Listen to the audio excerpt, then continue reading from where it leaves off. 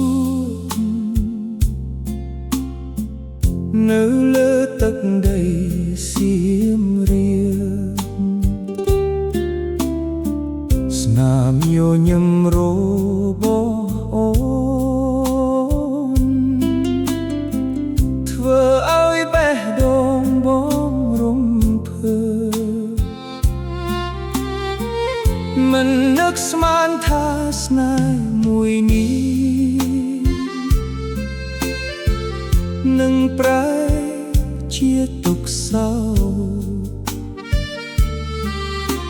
ថ្ងៃនេះបងត្រឡប់មកវិញតែគ្មានអូនដូចថ្ងៃមុនកន្លែងដែលយើងធ្លាប់អង្គុយនៅតែមានដូចដើមតែអ្នកដែលធ្លាប់កាន់ដៃបងបែរជាដើរចេញឆ្ងាយ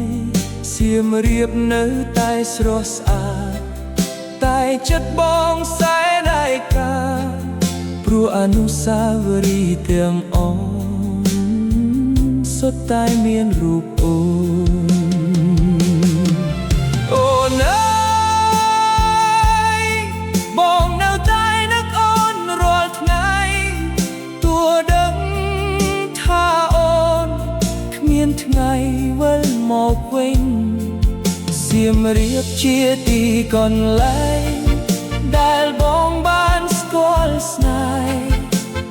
ក៏ជាទីកន្លែងដែលបងបាត់បង់បេះដូងទុកឲ្យបងរស់ជាមួយទឹកភ្នែកនឹងការនឹកអូនរហូត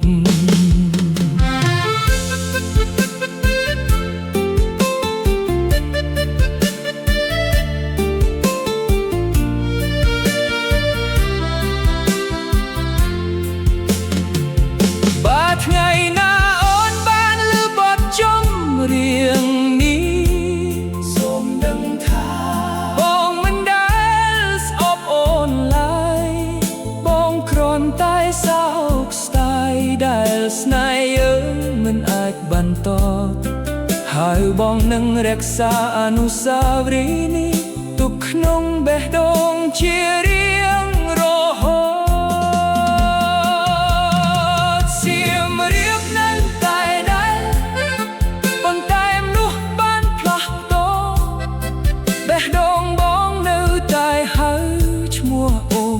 ក្នុងគ្រប់ព្រាត្រី